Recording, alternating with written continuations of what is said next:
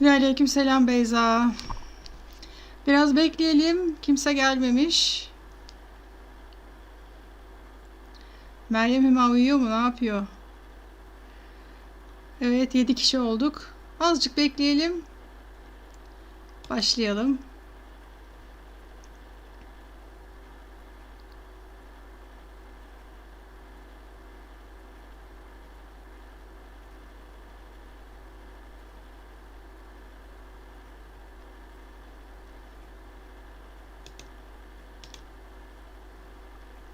Deminki videomuz hemen düşmüş zaten YouTube'da.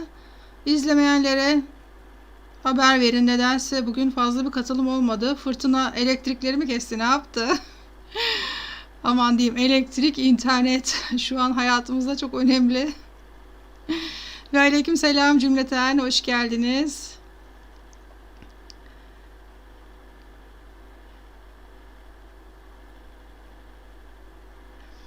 Hadis-i şerifimize devam ediyorduk. Hadis-i şerifimiz 5 maddeli bir hadis-i şerif. Haramlardan sakın ki insanların en ibadetlisi olursun, en abid kul olursun. Onu zaten işlemiştik. Allah'ın taksimine razı ol ki insanların en zengini olasın. Bunu devam ediyorduk, az kaldı. Onu tamamlayacağız. Yani kanaatkar olma, hale rıza, tamahkarlık, Allah'ın taksimine razı olmak. Bunu şimdi tamamlayacağız. Sonra komşuna iyi davran ki gerçek mümin olasın. O bölüme geçeceğiz. Yani o kadar değerli bir hadis-i şerif ki anlat anlat bitmiyor. En çok da biliyorsunuz kanaatkar olma. Bu hayatta, şu yaşadığımız ortamda en çok kanaati yitirdiğimizden dolayı uzun uzun konuşma gereği hissettik. Ne yapalım? Duamızı yapalım, başlayalım. Ses iyi diyorsanız... Meryem Hüma da beni dinliyormuş. Çok sevindim. Torunum. Miniş. Duamızı yapalım. Başlayalım. Euzubillahimineşşeytanirracim. Bismillahirrahmanirrahim. Elhamdülillahi Rabbil alemin. Allahümme salli ala seyyidina Muhammedin ve alihi ve sahbihi ve barik ve sellim. Rabbi şrahli sadri ve yessirli emri vahdeten min lisani yefkahu kavli. Ya Rabbim, senin rızan için toplandık. Senin ilmini öğrenmeyi, amel etmeyi ve tebliğ etmeyi diliyoruz ya Rabbim. Senin rızan için sen konuştur, sen dinlet, sen anlamamızı ve hayatımıza geçirmemizi nasip eyle. Ve bizleri böylece Firdevs cennetinde cemalini görenlerden eyle ya Rabbim. Amin. Allah'ım. Şimdi en son dedik ki kanaat kısmındaydık. Dedik ki kanaat mutluluğun anahtarı, mutluluk evinin giriş bileti dedik. Ne kadar çok malın mülkün olsa da kanaat etmediğin sürece hiçbir zaman mutlu olamayacaksın dedik. Ve en son söylediğimiz hadis-i şerif de şöyleydi. İnsanoğlunun bir vadi dolu malı olsa bir vadi daha ister, onun gözünü topraktan başka bir şey doyurmaz dedi Peygamberimiz sallallahu aleyhi ve sellem. Yani gözünü toprak doyursun deriz ya, işte bu öylesine bir laf değilmiş. Gerçekten insanın doyumsuzluğunu anlatan bir hadis-i şerifin bir parçasıymış bu söz. Diğer bir hadis-i şerifte de diyor ki aza şükretmeyen çoğa da şükretmez. Yani sen eğer elindeki aza şükretmiyorsan çoğa da şükretmeyeceksin. Yani öyle bir formül var ki burada, eğer aza şükretmesini bilmiyorsan çoğaldığı zaman da mal tamahkarı olacaksın ve yine şükretmeyi bilmediğin için yine mutsuz olacaksın diyor Peygamberimiz bize. Yani mutluluğun burada sırrı var ve sen bu sırrı kaçırdın. Aza şükretmedin ve ne oldu? Çoğa da şükredemeyeceksin diyor. Malın çoğalsa da şükredip mutlu olamayacaksın diyor. Formül buradan geçiyor. Bu dünyada imtihan için gönderilen insan kanaatsizlik hastalığından çok çekiyor değil mi? Yani başımıza ne gelirse yok daha demekten geliyor. Her zaman maddi olarak kendisinden daha aşağıdakini görebilirse insan o zaman şükretmeyi aklına getirebiliyor. Kendinden daha aşağıdakini gör ve ahiret sermayesi biriktirmeye çalış. Yani elindeki fazlalığı ver. Kanaat zaten sadece öyle çalışmayıp da tesadüfen önüne çıkanı kullanmak değil. Ya ben çalışmayayım, işte ne kanaat edeyim, önüme kim ne verirse ona kanaat edeyim değil. Başka bir şey aramamak demek değil. Bileğinin hakkıyla kazanacaksın, çalışacaksın, üreteceksin ama kazanılana razı olmayı bileceksin. Kazandın, sonucunda sana gelene razı ol ve başkalarının kazancına da göz dikme. Bak o senden daha çok çalıştı, daha çok kazandı. Ama sen onun çalışmasını taklit edebilirsin. Ama onun çalıştığına göz dikersen onun malında gözün olur ki hiçbir zaman zaten kanaat ehli olman mümkün değil. Kanaat demek ihtiyacından fazla olan kazancını bir yere yığmayıp İslamiyet'in emrettiği üzere işte cihat edene, yolda kalana, fakirleşene, zor duruma düşene yardım edebilmek demek. Ama senin kanaatin yoksa elindekini vermek de istemeyeceksin zaten. Çünkü bu bana yetmiyor diyeceksin. Mal hırsı gözünü bürüdüğü için, kanaat etmediğin için senden fazla olanı da göremeyeceksin ve veremeyeceksin. Kanaat böylece iyi ahlakın kaynağı oluyor yani. Bakın şimdi iyi ahlaklı insanları Allah ne diyor? Cennetle müjdeliyor değil mi? İslamiyet'te iyi ahlak, güzel ahlak kadar müthiş bir şey yok. Hep hadis-i şeriflerde, ayetlerde hep övülen iyi ahlaklı, güzel ahlaklı insanlar. Ve bunun da kaynağı kanaatten geçiyor. Eğer kanaat etmeyen, tamahkar bir insansan iyi ahlaklı olamıyorsun. Bir zor duruma düşsen, bir mahrumiyet yaşasan, bu eğer kanaat ehli bir insansan, işte sana bu kanaatin kale oluyor sana. Yani saadet duvarlarını bu kanaatle örüyorsun. Her daim bir mahrumiyet bile yaşasan, kanaatkar olduğun için sağlam bir kalenin içinde bulunuyorsun. Of, sağlam bir kalenin içinde bir korunaktasın ya, bu çok güzel bir şey. Hadis-i şerifte diyor ki,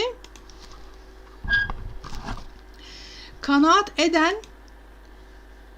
eden en çok şükredenlerden sayılır. Kanaat eden en çok şükredenlerden sayılır. Şimdi avra derslerimizi hatırlayın. Avramız nasıldı? En çok kalın olan avra, en çok rengi güzel olan avra kime aitti? En çok şükreden, hamd edenlere, en çok Allah'a minnet edenlere aitti değil mi? Gayet güzel. Demek ki kanaat eden kişi en çok şükreden sayılır diyor Peygamberimiz. Ve diyor ki şükredenler gelsin diye bir sesleniliyor kıyamette ve onlar bir bayrak altında cennete girer.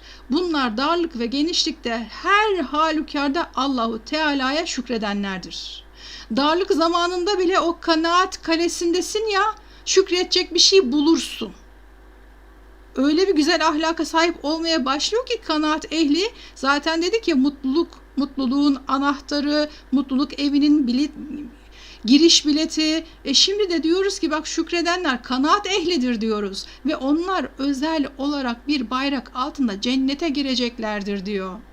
Zaten mutlu olduğu avrasından da belli mi bu insanların? Değil mi? Aura çok önemli. Bizim yaydığımız enerji çok önemli. Ve işte en güzel aura da bu şükredenlere, hamd edenlere ait bir aura. Kanaat en büyük zenginlik. Doğru sevgicim. Kanaat gerçekten büyük bir zenginlik. Neden? Çünkü Allah diyor ki Allah'ın taksimine razı olursan en zengin sen olursun diyor. Kur'an-ı Kerim'de şöyle diyor. Bakalım. Buradan da ilerletelim. Nisa suresi 95. ayette. Estağfirullah. Cihat edenler, çalışanlar, uğraşanlar oturduğu yerde ibadet edip cihat etmeyenlerden daha üstündürler. Bak, ibadet etmek ne kadar kıymetli, ne kadar değerli dinimizde. Ama diyor ki ibadet edip cihat etmeyenlerden daha üstün kimler var? İbadet de ediyor ama cihad eden, çalışan, uğraşan onlardan çok daha kıymetli. Nisa suresinde geçiyor bu. Kanaat bitmez, tükenmez bir hazine dedik. Kanaatkar olmayan bir zengin, kanaatkar olan, böyle hali durumu normal ya da fakir olan bir insandan çok daha zor durumda. Neden? Çünkü mutlu olamıyor. Ya mutlu olamayacaksan bu kadar mala mülke ne gerek var diyorsun ama o içinde yaşayan insan bunu bir türlü anlayamıyor. Çünkü kalbi rahat değil. Çünkü mal arttıkça beraberinde mal sevgisi hırs ve tamah getirir. Bak, bu hepimizin başında. Yani sadece sana, bana, ona, buna değil. Bütün insanlık alemi için aynı şey geçerli. Ne kadar çok malın arttı, beraberinde bir tehlikeyi de sana o getiriyor. Diyor ki mal sevgin, hırsın ve tamahın artar, buna dikkat et. O zaman ayarlamam gereken benim dünyada bir işim var. Malımı da artıracağım, mülkümü de artıracağım ama aynı zamanda kanaat ehli olup kalbimi rahat bırakacağım ve fazlasını bol bol dağıtarak kanaatkarlığımı da kendime ispat etmem gerekiyor. Çünkü şeytana uymak an meselesi. Malla birlikte şeytanın vesveseleri de artıyor çünkü. İkbal Gürpınar'ı dinliyordum geçenlerde. Diyor ki gittik bir yere diyor, kadıncağızın çocukları diyor hep altına yapıyorlar diyor, o kadar hastalar diyor, işte belirli bir hastalıkları varmış, sonra o çocuklar ölüyormuş, kadının bir sürü çocuğu var ve çok fakirler, evde hiçbir şeyleri yok. Bu kadına çamaşır makinesi almak istiyor İkbal Gürpınar. Hemen o çevredeki en zengin kişiyi soruyorlar. Diyorlar ki işte falanca beyaz eşya satan bir adam var, çok zengin o diyorlar. Hemen gidiyorlar ona, diyorlar ki böyle böylesi çok zor durumda olan, böyle böyle işte çocukları sürekli altına yapıyor. Ona bir çamaşır makinesi hediye eder misin Allah rızası için? Adam ne diyor biliyor musunuz? Niye edeceğim ben diyor ya. Benim diyor ablam diyor hasta diyor. Hasta bir ablam var diyor. Ben ona bile diyor çamaşır makinesi vermedim diyor. Onun bile ihtiyacı var, ona vermedim diyor. Size niye vereyim diyor. Bakar mısınız? Yani tamahkar, ablası bile hastaymış, ona bir çamaşır makinesi vermemiş. Bu hırs, malik olduğu zenginliği gözüne az gösteriyor bu insanlara. Zenginlik var, malik olduğu bir şey var ama bunu bir türlü yeterli bulmuyor. Kalbi doyum sağlamıyor. Öyle bir tamah etmiş ki mala, mülke, paraya, daha derken ihtiyacı olana bile vermek istemiyor. İnsan böyle aç gözlü ve cimrileşiyor, Allah muhafaza. Eğer kendini eğitmezse insan her an mal derdinden kalbini karartma şeyine, Allah muhafaza, uğrayabilir. Çok tehlikeli. Yunus Emre şöyle söylüyor bakın. Kemtahamlık eyleme, aklın sana yar ise. Aman Allah'ım. Yunus Emre ne güzel söylemiş değil mi? Kemtahamlık eyleme. Yani tamahkar olma. Eğer aklın başındaysa, aklın sana yarsa tamahkar olma. Kanaat ehli ol diyor. Yunus Mevlana Hazretleri de diyor ki rızıklar denizini bir testiye döksek diyor ancak bir günlük nimet, bir günlük yiyecek diyor. Eğer sedef tamahkar olsaydı, kanaatkar olmasaydı diyor, o içinde diyor inci oluşmazdı diyor. Yani ne demek bu? Eğer o sedef ağzını kapatıp da orada beklemese o inci içinde oluşmaz. Ama öyle bir kanaat getiriyor, ağzını kapatıyor, inci o içinde oluşuyor sedefin. Eğer diyor sen de diyor bir kanaat etmezsen diyor, senin de içinde o inci oluşmayacak diyor Mevlana Hazretleri. Ve Hud suresi 6. ayette diyor ki bakalım ne demişler. Sevilay demiş ki, Sevilay benim kız kardeşim, bu kişi ibadetli dahi olsa bu beyaz eşyacı kalbi kararır mı? Kesinlikle kararır. Çünkü ibadeti yeterli değil. Zaten hakkıyla ibadet eden bir insan olsa o kişi o insana, o ablasına, hasta ablasına acır da bir iyilik yapar.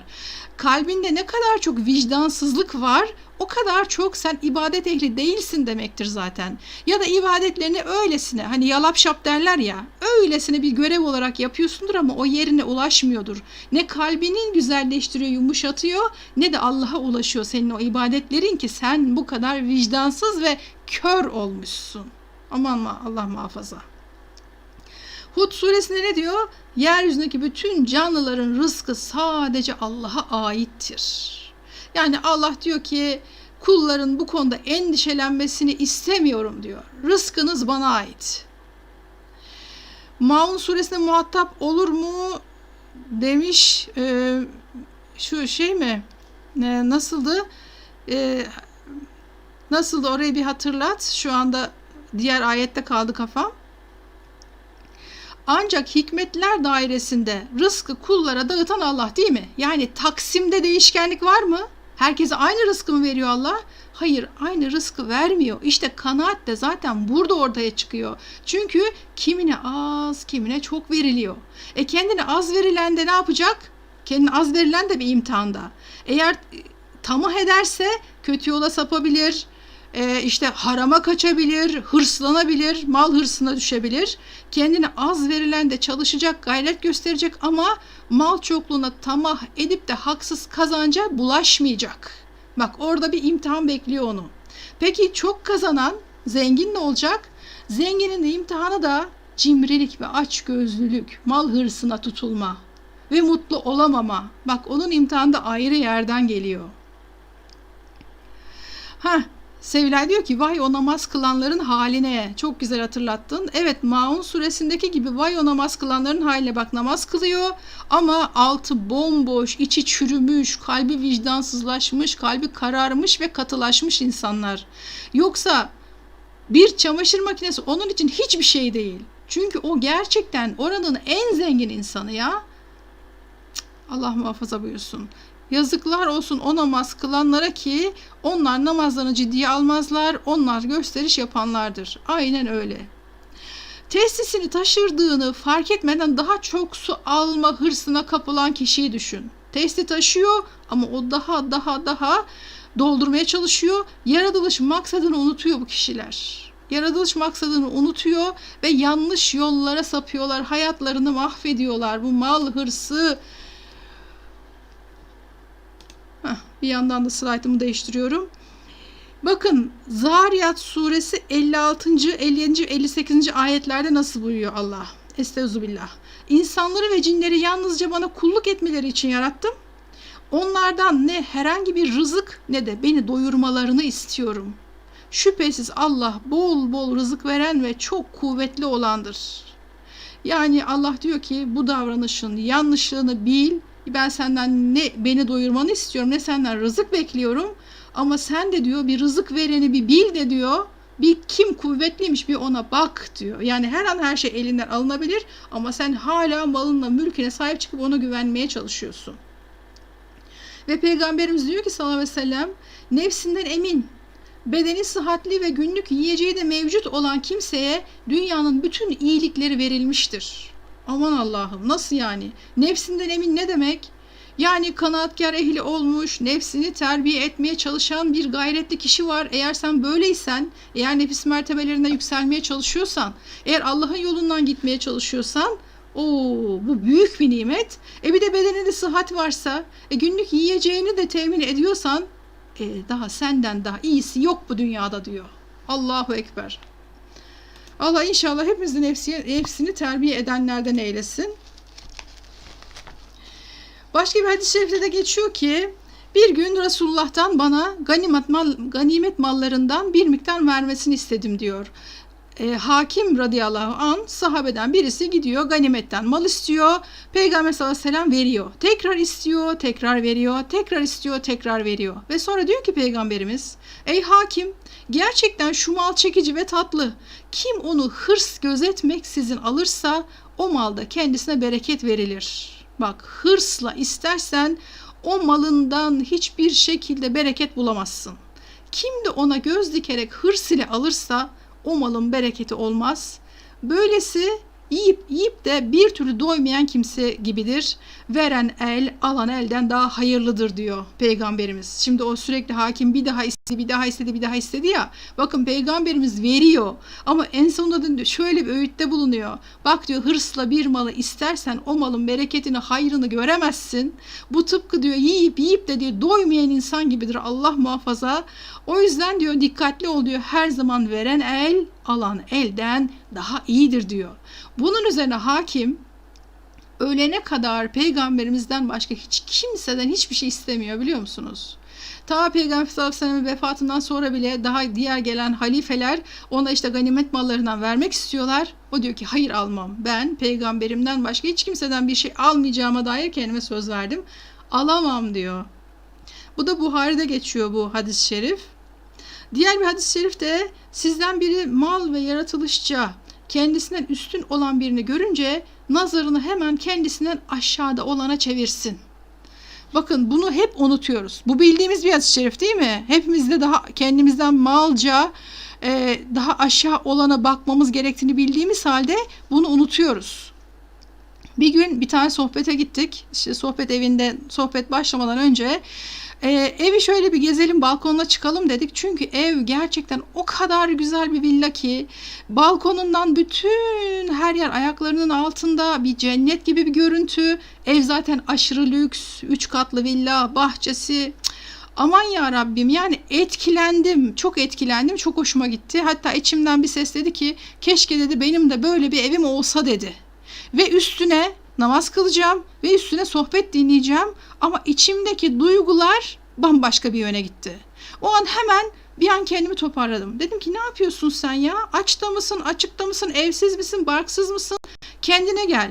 O sırada hemen işte savaş halindeki insanları düşündüm, evsizleri, çadırda kalanları düşündüm, kirada oturanları düşündüm. Yani kendimden daha aşağıda olanları düşündüm ve dedim ki Allah en güzelini cennette de verir, Allah isterse dilerse burada da verir ama benim başkasının malına bu şekilde düşünmem çok yanlış ve ben bunu hemen değiştiriyorum dedim. O sırada kalbim mutmain oldu ve çok şükür ondan sonra namazı kıldım, sonra sohbeti dinledim. Eğer bu hesaplaşmayı o sırada kendimle yapmasaydım, hala gözüm o evde olsaydı o namazımdan daha bilmiyorum, o sohbetimden de herhalde bir şey anlayamazdım. O yüzden bunu gerektiği yerde hemen uygulamaya çalışın. Yani tamam, biliyorum bu hadis-i şerifi ya. Kendimden aşağı olanlara, işte malca, mülkçe, kendimden daha aşağı olana bakıp nazarımı aşağıya çevireceğim. Ama bunu yeri gelince uygulamazsan işte bir şey yaramıyor. Bildiğin bir şeye yaramıyor. Bu davranış Allah'ın üzerimizdeki nimetini küçük görerek sıkıntıya düşmememiz için en etkili çare. Çünkü sen üzerindeki nimeti göremiyorsun. Eğer kendinden yukarıdakilere bakıyorsan, öf ne biçim cipe binmiş, ne biçim evlerde oturuyor, ne biçim tatiller yapıyor. O zaman sen kendi üzerindeki malın şükrünü yapamıyorsun. Kendi nimetlerini göremiyorsun. Hazreti İbrahim biliyorsunuz oğlu İsmail'in durumunu öğrenmek üzere Mekke'ye gidiyor ya. Orada ne yapıyor? Kapıyı İsmail Aleyhisselam'ın karısı açıyor. Karısına diyor ki eşin nerede diyor. İşte eşim avlanmaya gitti diyor kadın. Peki diyor haliniz durumunuz nasıldır diye soruyor kadına. Kadın diyor ki ya berbat haldeyiz diyor. Geçinemiyoruz diyor. Sıkıntı içerisindeyiz diyor. Rızkımızı diyor çok zor diyor yani. Zor durumdayız. Bunu duyuyor İbrahim Aleyhisselam, diyor ki eşinle diyor selam söyle diyor. Eşiğini değiştirsin diyor. Kocana selam söyle, eşiğini değiştirsin diyor. Ve tekrar geriye dönüyor gidiyor. Akşam İsmail Aleyhisselam gelince karısı ona anlatıyor, işte durum böyle böyle oldu. Ne dedi sana diyor. İşte diyor ki eşiğini değiştirsin dedi diyor. Neden böyle söyledi? İşte diyor ki böyle böyle dedim diyor. Anlatıyor olayı kadın. Ve İsmail Aleyhisselam diyor ki o gelen benim babamdı ve eşik de sensin. Hadi diyor var git annenin evine diyor, bu evlilik bitmiştir diyor. Ondan sonra tabii İsmail Aleyhisselam yeniden evleniyor. Aradan bir vakit geçiyor. İbrahim Aleyhisselam bir daha gidiyor ziyarete. Ve yine başka bir kadın açıyor bu sefer kapıyı. İkinci eşi İsmail Aleyhisselam'ın. Diyor ki kocan nerede? Kocam diyor rızkımızı temin etmeye gitti. Avlanmaya gitti. Peki diyor nasıl durumunuz? Nasıl geçiniyorsunuz? Karısı diyor ki elhamdülillah diyor. Bolluk bereket içindeyiz. Çok güzel halimiz, durumumuz. Şükürler olsun, hamdolsun diyor. Peki diyor ki İbrahim Aleyhisselam ne yiyip ne içiyorsunuz diyor. O da diyor ki et yiyoruz, su içiyoruz diyor. İbrahim Aleyhisselam da diyor ki Allah'ım etlerine ve sularına bereket ver diye dua ediyor. Ve sonra diyor ki kocan gelince selamımı söyle ve onu hatırlat, kapısının eşiğine sahip olsun diyor. Ve aynı şekilde akşam konuşma geçiyor. İsmail Aleyhisselam'a durum bildiriliyor.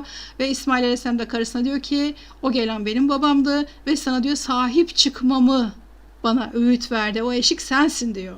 Şimdi bakın Buhari'de geçiyor bu. Enbiya 9'da geçiyor bu.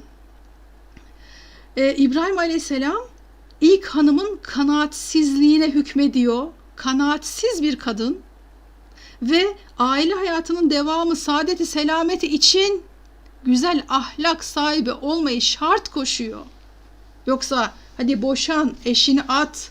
Ama bak oradan Muhammed Aleyhisselam gelecek, peygamberimiz gelecek, nesil oradan devam edecek. Güzel ahlakın anahtarı neydi? Bir kanaatkar olman lazım. Bir şükreden, hamd eden olman lazım. Şükretmek için de kanaat kesin olması gereken bir şey ve kanaat neydi? Güzel ahlakın anahtarıydı, kalesiydi. Her şeyin başlangıcıydı ve dedi ki karını değiştir dedi. Ve ikinci eş böyle geldi ve ondan işte Peygamber Efendimiz sallallahu aleyhi ve sellemin soyu nesli devam etti.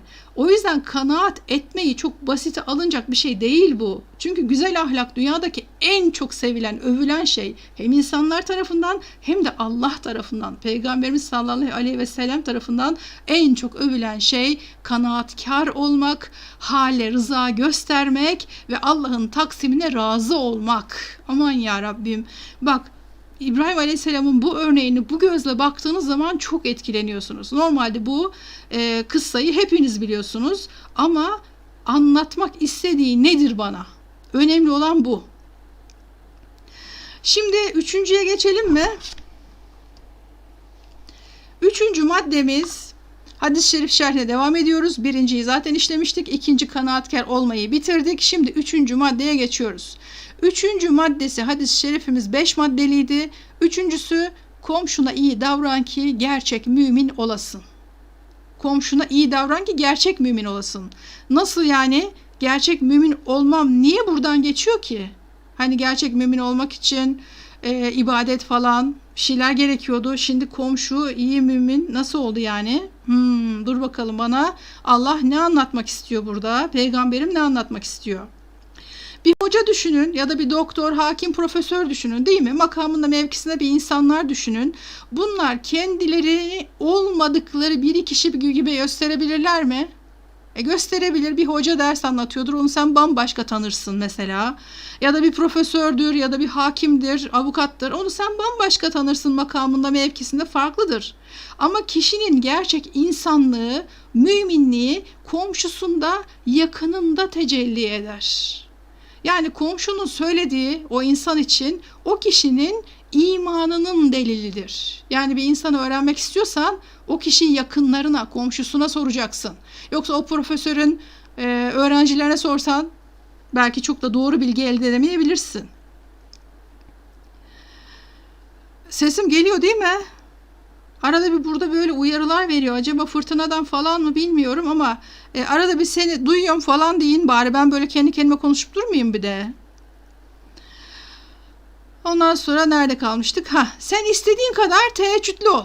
Mesela dışarıda yardımsever, iyilik meleği ol ondan sonra, ama komşuna, etrafındakilere iyilik etmeden sonra insanlığın nerede kaldı ki senin?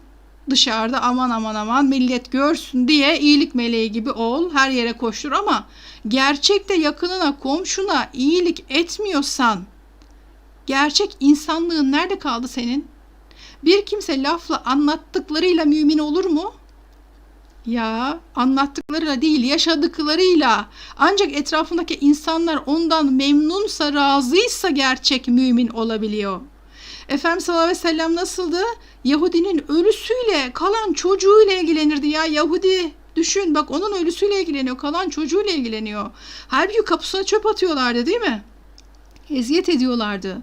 Müslüman elinden, dilinden, belinden emin olunan kimsedir. Yani her halükarda neredeysen ikiyüzlü değil de hep aynı insan olabiliyor musun? Hem komşuna hem dışarıdaki herkese karşı aynı iyi ahlaklı insan olabiliyor musun? İşte o zaman bir mümin olabiliyorsun. Komşuna karşı biraz alttan alacaksın. İşte apartman hayatı kolay değil. Ses mekanizması mıdır? O bile yok yani. Buradaki konuşuyorsun, yandan duyuluyor. Üstteki terlikle geziyor, onu duyuyorsun falan. Biraz alttan alacaksın. Zor gününde yanında olacaksın komşunun. Gıybet etmeyeceksin. Gürültü yapsa hemen kapısına dayanmayacaksın. Misafiri vardır, çocuğu vardır. Biraz idare edeceksin yani. Komşunun eziyetine, kahrına mümkün olduğu kadar biraz katlanman gerekiyor. Komşuluk böyle bir şey. Bir gün gelir senin de bir sıkıntın olur, o sana katlanır. Bir sitede oturuyorduk biz eskiden. Arka tarafta, yani o sitenin arka tarafındaki bir apartmanda da bir kız var, hafız bir kız. Ben onu beğendim. İşte oğluma uygun gördüm. Nasıl olacak? İşte annesine bakıyorum, çarşaflı falan, hoş, böyle uzaktan çok hanımefendi bir kadın. Kıza bakıyorum, zaten hafız, güzel, her şeyle güzel. O apartmanda oturan bir tane arkadaşım var benim. Ona dedim ki bak böyle ben bu kızı beğendim, oğluma düşünüyorum ama sen ne dersin dedim. Ben göremiyorum çünkü bizim bayağı bir arkamızdaki apartmanda oturuyorlar. Ama o komşum onlarla aynı apartmanda oturuyor, o biliyor onları. Önce söylemek istemedi. Ben zorla ağzından aldım. Dedim ki bak bu iş başka şeye benzemez. Evlilik kurulacak yani. O da dedi ki aman Kamile abla sakın ha dedi. Sakın. Onlar dedi çok kavgacı insanlar dedi. Allah razı olsun, sevgide sesine kurban olacağım demiş. Onlar dedi çok kavgacı insanlar dedi. Apartmana çıkarlar, kız dedi kendisi dedi bangır bangır kavga ederler dedi. Sırf temizlik malzemeleri yüzünden dedi kapıcıyla birbirlerine girdiler dedi. Biz onların seslerini hep duyarız, çok kavgacı insanlar. Aman ya Rabbim, bak düşün, dışarıda mükemmel insanlar, işte ne bileyim çarşaflılar, hafızlar, çok tatlılar. Oturmaya gidiyorsun, komşulukta çok böyle tatlılar ama gerçekte nasıllar? Gerçekte apartman onlardan razı değil. Bir apartman kapıcı bile onlardan razı değil. İşte gerçek mümin böyle kendini gösteriyor ve biz ne yaptık? O kızdan vazgeçtik. Görüyor musunuz? Hocadır, her yerde geziyordur mesela. Dersler, sohbetler ama kendi apartmanında kimseyi tanımaz. Selam vermiyordur. Bak selam bile vermiyordur. Bir halini hatırını sormuyordur. Bir yaptığı yemekten bir götürüp de en azından kapıdan bir hal hatır sormuyordur. Hiç ihtiyaçlarını bile bilmiyordur. Bir haber yani, tanımıyor hiç kimseyi. Zahide teyzemiz var bizim İstanbul'da, maşallah sübhanallah, sürekli sohbetlere gider, hanımları eğitir, çok mükemmel bir insandır. O bir gün böyle bir beldeye, nereye dedi ya, Nevşehir mi dedi, öyle bir yerlere gidiyor. Orada da tabii derneğin görevli baş kadın var. O bütün ikramları, derneği, bütün sohbeti, her şeyi dört dört, mikrofonundan tut da ikrama kadar her şeyi hazırlamış. Ve sohbet bitiyor, çay faslı başlıyor. İşte Zahide teyzemiz de çok memnun kalmış tabii bu kadının yaptıklarından. Fakat o sırada bir tane hanım şöyle hemen yan tarafından yanaşmış Zahide teyzeye. Demiş ki bak demiş, bu ortada gezen kadını görüyor musun? Evet. O demiş benim gelinim demiş. Ben demiş onunla kapı karşı oturuyoruz biz demiş. İyi güzel. O demiş var ya, benim bir kere bile kapımı çalmaz demiş. Ben ne haldeyim, aç mıyım, tok muyum umursamaz, bir kere bir yemek bile getirmez bana demiş. Bakar mısınız? Görüntüde muhteşem. Ama kayınvalidesinin kapısını çalmıyor. Kapı karşılıklı oturuyorlar. Acaba yaptıklarımızı riya olarak mı yapıyoruz? Allah muhafaza, yaptı desinler diye mi yapıyoruz? Millet beğensin diye mi yapıyoruz? Alkışlanmak mı istiyoruz? Bizim derdimiz ne ki? Gerçek mümin olmayı kaçırıyoruz. Kayınvalideni sevmeyebilirsin. Anlaşamayan gelin kaynana yok mu? Çok var. Ama ne yaparsan yap, komşusun, sen onun kapısını da çalman, halinde hattında sorman, ona bir tabak yemek, bunları yapman gerekiyor. Rivayet şöyle ki Musa aleyhisselam zamanında bir Müslüman aile var ve bu Müslüman aile Yahudi komşularından çok çekiyorlar. Hemen böyle dip dibe oturuyorlar ve bu Yahudi aile bu Müslüman aileye eziyet ediyor. İşte çöplerini önüne döküyor, laf sokuyor, laf atıyor, hakaret ediyor. Hiç dertleri, eziyetleri bitmiyor yani bunların. Ve Müslüman aile de artık yılmış bu Yahudi komşudan. Tabi hadi bakalım, patını pırtını topla da oradan taşın başka yere git. Eskiden o kadar kolay bir şey değil ki. Nerede yaşıyorsun orada ölüyorsun. Orada çocukların büyüyor, onlar orada devam ediyor. Neyse bir gün Musa aleyhisselam da Tur Dağı'na Allah'la Celle Celal'le görüşmeye giderken bu Müslüman adam yolda yakalıyor. Diyor ki peygamberim diyor, benim diyor halimi bir sorar mısın Rabbime? Yani biz çok çekiyoruz, bu daha böyle devam edecek mi? Ne olacak? Bizim de halimizi bir arz ediversen diyor. Musa aleyhisselam kıramıyor, tamam diyor. Neyse Rabbi ile görüşmesini bitirince Musa aleyhisselam diyor ki böyle böyle de diyor bir kulunun arzı şeyi var, ricası var. Çok çekiyormuş bu Yahudi komşusundan. Ne olacak bunların hali diyor. Rabbim Allah da diyor ki daha diyor o Yahudinin diyor 40 yıl ömrü var diyor. 40 yıl. Musa aleyhisselam ne yapsın? Tamam, dönüşte tekrar o Müslüman adama uğruyor. Diyor ki vallahi diyor böyle böyle diyor daha diyor 40 yıl ömrü varmış o Yahudinin diyor, komşunun diyor.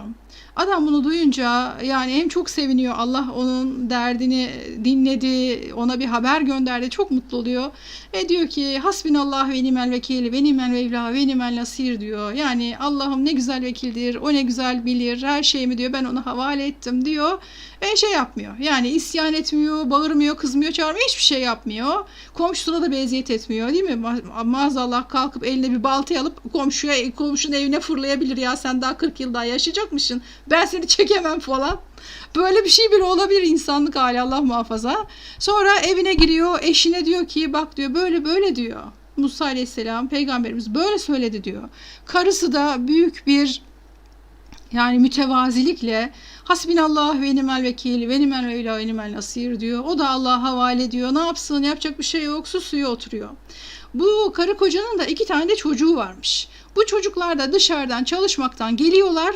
Durumu onlara da anlatıyor anne baba ve bu her 2 çocuk da birden duyunca öyle güzel yetişmiş kullar ki bunlar.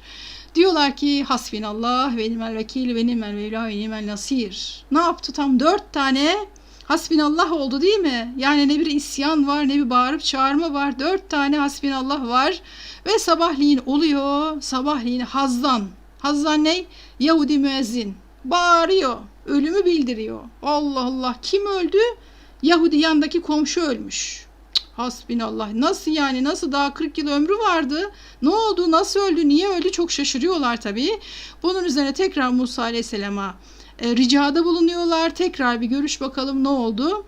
Musa Aleyhisselam şöyle bir haber getiriyor. Diyor ki evet, 40 yıl ömür varmış o Yahudinin. Sen hasbinallah deyince bir 10 yılı gitmiş. Eşin hasbinallah deyince 10 yılı gitmiş. Çocukların hasbinallah deyince 10'ar yılı gitmiş. Adamın ömrü bitmiş siz Allah'a havale edince diyor. Aman Allah'ım. Ne bir isyan, ne bir komşulukta taşkınlık. Ben de onun evinin önüne çöp atayım, ona hakaret edeyim, ona vurayım, kırayım, döveyim, çocuğuna eziyet edeyim. Hiçbir şey yok. Sadece Allah'a emanet ediyor. Allah'a yakarıyor. Yani ona müracaat ediyor. Sen bilirsin Allah'ım diyor. Ve Allah da onu o Yahudi komşudan kurtarıyor. Bu nasıl güzel bir teslimiyet ya Rabbim. Bu komşular bize savaş açmadığı müddetçe Yahudi olsun, Hristiyan olsun, ateist olsun fark etmez. İslam'ın güzelliğini bizde görecekler. İslam'ın güzelliğini bizde görmeleri lazım bu insanların. Ve komşunuz içkiliyse tamam, hassasiyetinizi gösterin. Mesela bu insan size eziyet ediyorsa, aşağılayıcı tavırlarda bulunuyorsa o insana yaklaşmayın. Çünkü İslam'ın izzetini düşürmemeniz lazım. Komşuma iyi davranacağım derken de İslam'ın izzetini düşürmeyin. Eğer o insanlar size aşağılayıcı tavırları varsa o insanlara yaklaşmayın diyor. Afrika'da bir ülkede kesilen kurbanlar fakirlere dağıtılıyordu. Baktım ki bütün Hristiyanı, orada inançsızı, Müslümanı, herkese bütün o kurbanları ayırt etmeden dağıttılar. Şimdi böyle bir şey görmemiş ya oradaki Hristiyanlar, oradaki Müslüman olmayanlar o kadar şaşırdılar ki. Yani hiç böyle bir şey görmemişler. Et ne kadar kıymetli. Birbirlerine bir tabak bir yemek bile vermezler onlar. Hiçbir şey vermezler. Ve onlara böyle çok değerli, çok kıymetli hediye geliyor ve Müslümanlardan geliyor.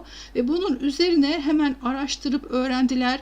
Ve çoğu öğrendikten sonra İslam'ı şaşkınlıkla, mutluluklarından İslam'ı tercih ettiler. Ve pek çok insan bu ikramın karşılığında İslam'la şereflendi. Peygamberimiz de sallallahu aleyhi ve sellem hatırlayın hep ganimetleri dağıtırdı değil mi? Bol bol ya İslam'a yeni girenlere mümkün olduğunca böyle çok çok verirdi ki onları ihsanla iyiliğe mağlup ederdi. Çünkü insanlar ihsanla iyiliğe mağluptur. İyilik yapacaksın bol bol, eğer İslam'ın güzel yönünü göstermek istiyorsan iyilik yapmaktan çekinmeyeceksin. Ama dediğimiz gibi de İslam'ın şerefini yere düşürmeden, haysiyetini koruyarak bunu yapacaksın. Seni aşağılamalarına öyle bir şey yok. Komşum da olsa, kim olursa olsun İslam'la şereflenen bir insanı aşağılamak diye bir şey yok. Cenab-ı Hak bizden nasıl bir komşuluk istediğini bakın hadis-i şerifte o kadar güzel anlatmış ki, Peygamberimiz diyor ki Cebrail bana komşuya iyilik etmeyi, yani komşu hakkına riayet etmeyi o kadar çok tavsiye etti ki neredeyse komşuya mirasçı kılacak zannettim diyor. Yani o kadar çok komşuya iyilik et, komşunun hakkına riayet. Cebrail aleyhisselam gelip bizzat Peygamberimiz sallallahu aleyhi ve sellem anlatıyor ve diyor ki o kadar anlattı ki yani neredeyse komşuya mirasçı kılacak zannettim diyor. Aman ya Rabbim. Nisan suresine bakalım. Buraya almış mıyız? Nisan suresi 36. ayet. Estağfirullah. Allah'a ibadet edin ve ona hiçbir şey ortak koşmayın. Ana babaya, akrabaya, yetimlere, yoksullara, bakın yakın komşuya, uzak komşuya, yanınızdaki arkadaşa, yolcuya, elinizin altındakilere iyilik edin. Şüphesiz Allah kibirlenen ve övünen kimseleri sevmez. Allah tek tek anlatıyor. Allah'a ibadet edin ve ona hiçbir şey ortak koşmayın diyor. Ve sonra da diyor ki bunlara iyilik yapın ve hem yakın komşu hem uzak komşu, yanındaki arkadaş, yolcu hepsini anlatıyor. Ve diyor ki Allah kibirlenen ve övünen kimseleri sevmez. Bunları yap ama kibirlenme, övünme, haddini bil ve Allah'a hiçbir şey ortak koşma ki işte bak bunları yaparsan ne güzel cennetin kapılarını sana açıveriyor Allah. Nisa suresinde 36. ayette çok güzel cennetlikleri anlatmış Allah. Yakın komşu, uzak komşu bütün hepsi burada tek tek anlatılmış.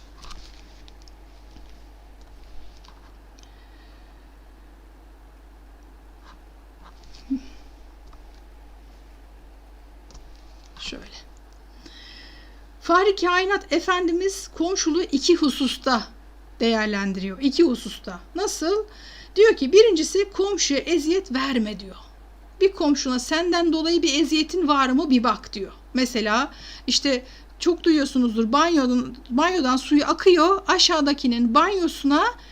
Orada banyosunun üstünde duvarında tavanında kocaman böyle bir su birikintisi. Aşağıdaki komşu rahatsız oluyor. Geliyor diyor ki bak diyor senin banyondan diyor su damlıyor. Bir yerde bir akıntı var. Artık küvetinden mi neredendir. Bunu diyor yaptır diyor. Komşu sallıyor, uzatıyor, yaptırmıyor. İşte yok param yok da ama olmaz. Senin orada bereketin, senin orada müminliğin, senin orada cennet kapın bak zedelendi. Komşuna eziyet veriyorsun. Peygamberim ilk etapta ne dedi? Komşuya eziyet verme dedi. Paran pulun da yoksa ne yapacaksın? Bulacaksın bir yerden ama o komşuna olan eziyetini gidermek zorundasın. Hukukunu, iffetini, ırzını, emniyetini koru diyor. Bak hala 1. maddedeyiz. Peygamberimiz 2 maddede anlatıyor bunu bize.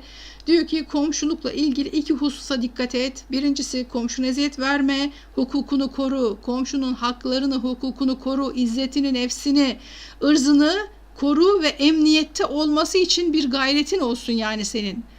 Allah muhafaza evine giren çıkan da belli olsun, apartmanına senin yüzünden giren çıkan insan da belli olsun, o insanlara bir zarar senden gelmesin diyor.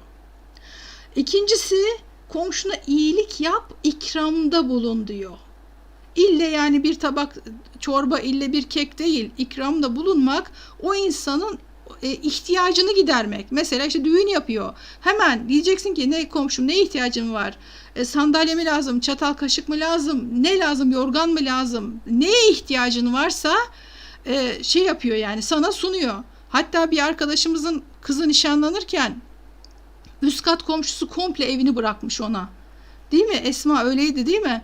Üst kat komşu tamamen diyor ki al evimi kullan. Tamamen işte buraya erkekleri mi alırsın? Aşağı evine kadınları mı alırsın?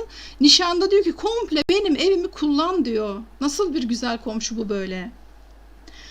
Ve ihsanda bulun, iyilikte bulun, ihsanda bulun. Onun derdine ortak olmaya çalış ve sıkıntısına çare olmaya çalış diyor Peygamberimiz. Bir sıkıntısı varsa gidermeye çalış, derdine derman olmaya çalış. Çünkü komşuluk mekan birliğidir. En çok kime ihtiyacı var insanın? En yakınındakine ihtiyacı var.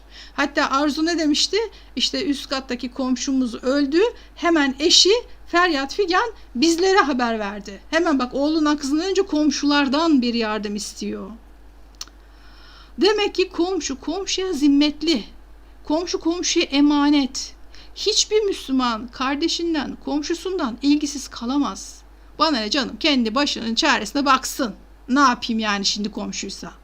Böyle bir şey diyemiyoruz. Eğer İslam altında bir müminsen, eğer o cenneti istiyorsan, Cemalullah'ı istiyorsan, bana ne canım yani komşuysa komşu yani diyemiyorsun. Sen komşun sana zimmetli, sen komşuna zimmetlisin. Hatta gece gündüz gece gündüz düşünsene. Geceliğin bir oğlunu kızını arayamazsın belki ama bir komşunun kapısını çalabilmelisin. Bir gün bizim evimize de eşimin arkadaşları geldi. Sohbet o gün bizim evdeydi.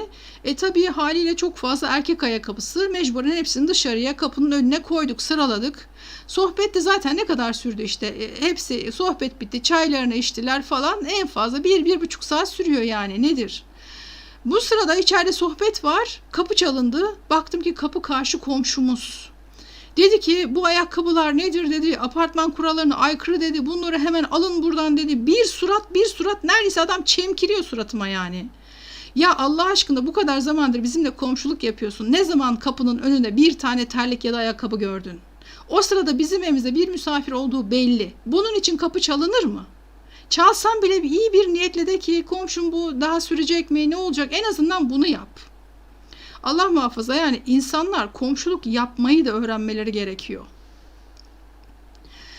Komşuluk neticede zaten bir mekan ortaklığı ve yakınlığı dedik ya, insan gözü önünde civarında olan bitenden mesul hissetmesi gerekiyor. Mesul. Yani şimdi çağımızda nasıl hızla ilerleyen imkanlar var. Dünyayı herkesin artık birbirine komşu olmuş durumda. Eskiden işte 10 günde gidilen, 3 ayda gidilen yerlere sen 1 saatte, 2 saatte ya da bir günde, dünyanın öbür ucuna bir günde gidiyorlar değil mi? 24 saatte gidiyorlar. O zaman dünyanın diğer ucu bile bu kadar yakınsa, eski imkanlarla o kadar uzakken şimdi bu kadar yakınlaşmışsa, afet meydana gelse artık haberleşme vasıtasıyla hepsini duyabiliyor muyuz? Haberdar oluyor muyuz? Haberdar isek mesulüz. Mesulüz demek. Yani ulaşabilecek durumdaysan mesulsün. Çünkü mesuliyet imkanlar nispetinde. Eğer imkanın varsa ve duyduysan, haberdarsan o afetten, o başına gelen eziyetten, aynen artık o da senin bir komşun olmuş oluyor. Bir uzak komşun olarak düşün. Sana ihtiyacı var, senin haberin var ve imkanın da var yardım etmek için. Ama sen diyorsun ki bana ne, o benim komşum değil ki. Öyle düşünmemek lazım. Çünkü mesuliyet imkanlar nispetinde ve eğer haberdarsan, ulaşabilecek konumdaysan mesulsün demektir.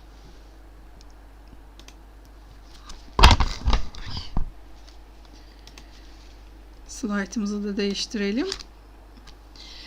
İnsan mal ve sülale çoğaltma gayretini anlatıyor. Tekasür suresi, biliyorsunuz. İnsan ne kadar çok malı var, ne kadar çok sülalesi var. Bununla övünürmüş. Hatta eskiler ne yaparmış? Gidip de mezarlıkları gösterirlermiş. Bak işte bütün burada yatanlar benim geçmişim, benim sülalem, benim atalarım diye bununla övünürlermiş. Emine demiş ki hocam Yasir size çok selam söylüyor ve çok beğendim, teşekkür ederim dedi. Yayın için özellikle yazmamı istedi. Yasir'cığım çok teşekkür ederim. Ben de sana selam söylüyorum. Yanaklarından kocaman öpüyorum. Şimdi Tekasür suresinin son ayetinde de şöyle diyor bakın. Sonra yemin olsun ki o gün size verilen her nimetten sorulacaksınız. Bak, sülalen, malın, mülkün, her şeyin. Sonra hepsinden sorulacaksınız. Her imkanın nerede kullandın, nasıl değerlendirdiğinin hesabı var. Aldın, yığdın, dağıtmadın, vermedin, ihtiyacı olana vermedin, gözünü kapattın, duydun, duymamazlıktan geldin. Her şeyin hesabı var. Maddi imkanlardan olduğu gibi manevi lütufların da hesabı var. Allah bize imanı lütfetti mi? Aynen, imanı bize lütfetti ve en yüce, en büyük peygambere ümmet olmayı bize karşılıksız verdi mi? Verdi ya. İslam'la şereflendik, daha doğar doğmaz. Aman Allah'ım, bu nasıl büyük bir nimet. Ve bu nimetlerin şükrünün ne olduğu üzerinde tefekkür etmen lazım. Ya ben bu kadar nimetin içindeyim de hiç tefekkürüm yok. Hesabı buna göre vereceğini de unutmaman lazım. Peygamberimiz sallallahu aleyhi ve sellem ashabına ikram edip onları doyurmadan kendisi doymuyordu. Düşünebiliyor musun? Kendisi doymuyordu ve komşusu açken tok yatan kimse mümin değildir diyordu. Bak biz bu hadis-i şerifi biliyoruz. İşte komşun açken tok yatma. Ama eğer komşun açken, komşun sıkıntıdayken sen yatabiliyorsan sen mümin değilsin diyor. Of, çok ağır bir laf var burada. Ve diyor ki kafir komşunun bir hakkı vardır. Müslüman komşunun 2 hakkı vardır. Bakalım buraları almış mıyım slayta? Bir yandan da slaytı değiştirmek. Tamam. Kafir komşunun üzerinde bir hakkı var. Müslüman komşunun 2 hakkı var. Eğer Müslüman ve akrabaysa senin o komşun, onun 3 hakkı varmış. Bunu biliyor muydunuz? Bak ben yeni öğrendim. Kafir bile komşum varsa 1 hakkı var. Müslümanın 2 hakkı. Müslüman bir de akrabaysa 3 hakkı varmış senin üzerinde. Komşunun penceresinden bakmak, evini gözetlemek, açık penceresinden içine böyle bakmak, ondan sonra yemek kokusuyla mesela komşunu rahatsız etmek. Mesela camını açabilirsin, havalandırmanı açabilirsin ama tutup da havalansın diye eğer sokak kapını açıp da bütün o yemek kokusunu apartmana veriyorsan, işte bak komşuna eziyet etmiş oluyorsun. Evini gözetliyorsan, açık penceresinden bakıyorsan, perdesini aralayıp bakıyorsan, bunlar hakka girmiş oluyorsun, yapamazsın. Onun hoşlanmayacağı davranışlarda bulunuyorsan yine komşunun haklarını ihlal etmiş oluyorsun. Hakim'de geçen bir hadis-i şerif var. İbni Ömer radıyallahu anh'dan rivayetle geliyor ve diyor ki çok titizler. Sahabe o kadar titiz ki komşuluk hakkı üzerinde kendilerinden çok onları düşünüyorlar. Şöyle diyor. Şunu da değiştireyim.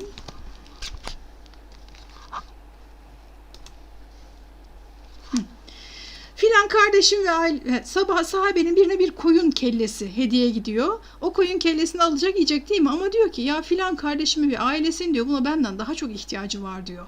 Hemen götürüyor, gönderiyor öbür aileye.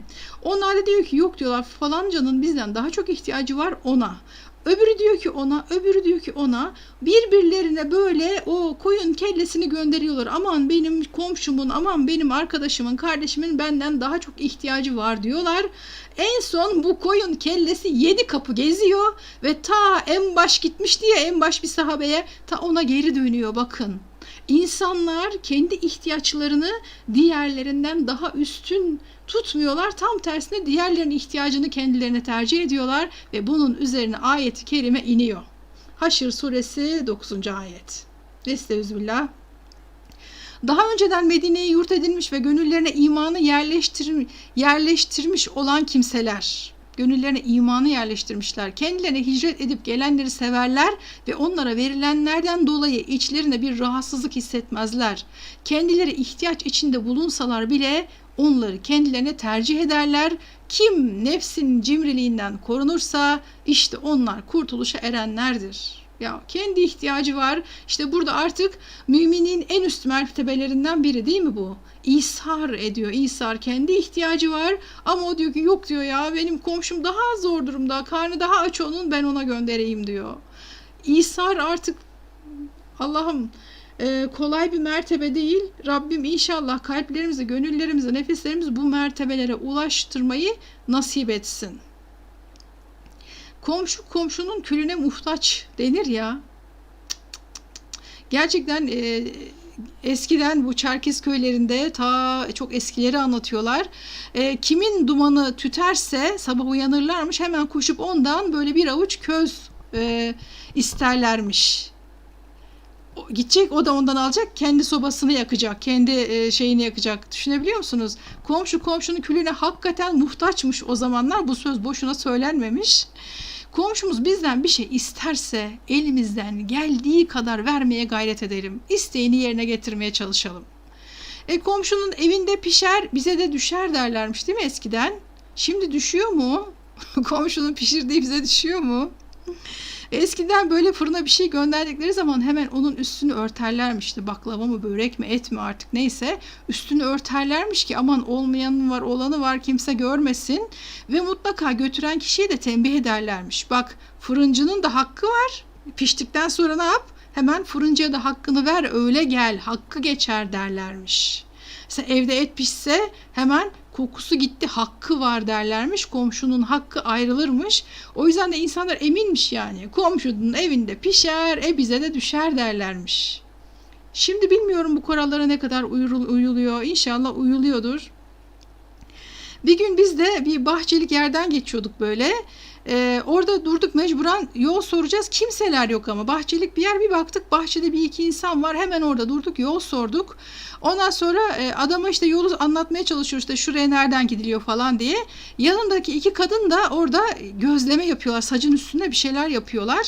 Hemen kadın, daha biz yol sormaya başladık, durduk. Hemen oradan bir gözlemeyi kaptı, kağıdın içine sardı. Hemen adamı dürttü, dedi ki al hemen götür götür diye ona işaret ediyor bizi. Adam da o yüzden de cevap vermiyormuş meğerse. Yani bize niye cevap vermiyor? Bakıyoruz. Çünkü biz gideriz cevabı alırsak. Ama onlar o gözlemeyi oradan almadan gitmemize izin vermediler. Ve Allahu Ekber, biz gerçekten yolu ararken acıkmıştık. O kadar hora geçti ki, yani o kadar dua ettik biz o insanlara. Yani müthiş bir şey değil mi bu? İnsanların orada, artık sen oradan geçiyorsun, onun komşusu biliyor, koktu diye hemen sana da orada verme gereği hissediyor. Ne kadar güzel insanlar var. Elhamdülillah, inşallah hep böyle güzelliğimizi korumayı Allah bizlere nasip etsin. Birazcık daha anlatayım mı? Hadi şurayı da anlatayım. Diyor ki Peygamberimiz sallallahu aleyhi ve sellem, şerrinden komşusunun emin olmadığı kimse cennete giremez. Of bak, müminlik komşudan geçiyordu. Şimdi cennet de komşuluktan geçti. Eğer şerrinden komşundan emin değilse senden, cennete giremiyorsun. Ey mümin hanımlar diyor başka bir hadis-i şerifte. Sizden biri yanık bir koyun parçası dahi olsa komşusunun ikram ettiği şeyi küçümsemesin diyor. Bir yanık koyun parçası dahi olsa küçümsemesin. Yazın o kadar kötü şeyler duydum ki, ne yapıyorlarmış biliyor musunuz? Şimdi komşulara aşure dağıtıyoruz ya. Aşureyi ıy deyip çöpe döküyormuş kadınlar. Iy, onun getirdiğini mi yiyeceğim? Aman aman, milletin getirdiğini yemem. Bir de bu salgınla birlikte bu iyice artmış. Yani kimse kimseye bir şey veremiyormuş. Verince de o dökülüyormuş çöpe. Peki o kadar çok arttıysa bu salgınla birlikte başkasını getirdiğini yememek, o zaman niye bu getir yemekler, götür yemekler bu kadar revaçta? El alemin hiç bilmediğin insanların yaptıklarını yiyorsun da bir komşunun getirdiği aşure mi sana battı? Bir onun kekini mi yemek sana zul geldi? Bu ıy demek ne demektir ya? Bak, hadis-i şerif varmış bu konuda, ben bu hadis-i şerifi ilk defa gördüm. Yanık bir koyun parçası dahi olsa komşusunun ikram ettiği şeyi küçümsemesin diyor.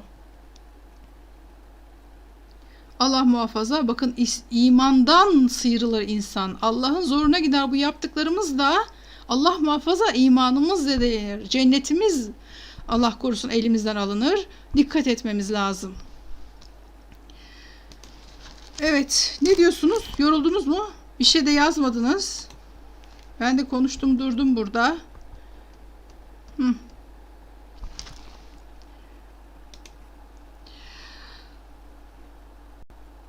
Sevilla demiş ki evet, biraz daha lütfen, tadına doyulmadı. Allah razı olsun. Gerçekten güzel bir sohbet oldu. Burada da bir saatimizi doldurduk. İşte komşulukla ilgili daha hadis-i şerifler var ve ben de inanamıyorum. Yani bu kadar çok komşulukla ilgili hadis-i şerif olduğunu, ayet olduğunu kesinlikle bilmiyordum. Daha da devam ediyor. Daha 2 sayfam daha var. Ama yoruldum. Bir saati de doldurduk. İsterseniz burada bırakalım. İnşallah haftaya dersimize devam edelim. Zaten bundan sonra daha 2 madde daha var biliyorsunuz. Yani hadis-i şerifimiz bitmiyor. Komşuluktan sonra daha devam edeceğiz inşallah. Allah'ın izniyle tekrar buluşmak üzere diyelim. Sizlerden de Allah razı olsun. Çok teşekkür ederim. Tekrar devam ederiz. Bugünlük bu kadar olsun o zaman. Tamam mı? Katılım da az oldu ama inşallah artık Rabbim duyan duymayana duyursun. Sonradan YouTube'dan tekrar izleme şansınız da var tabii ki. Ama güzel olan birlikte olmamız. Yani buradan bile olsa bugün birlikte olduk. Bir şeyleri paylaştık. Helal olsun. Hepinize helal olsun. Sizler de hakkınızı helal edin. Çok çok çok ayrı ayrı öpüyorum hepinizi. Sağ olun. Selamlar, sevgiler. Görüşmek üzere. Sağ olun. Çok teşekkür ederim. İyi ki katıldınız. İnşallah haftaya görüşmek üzere.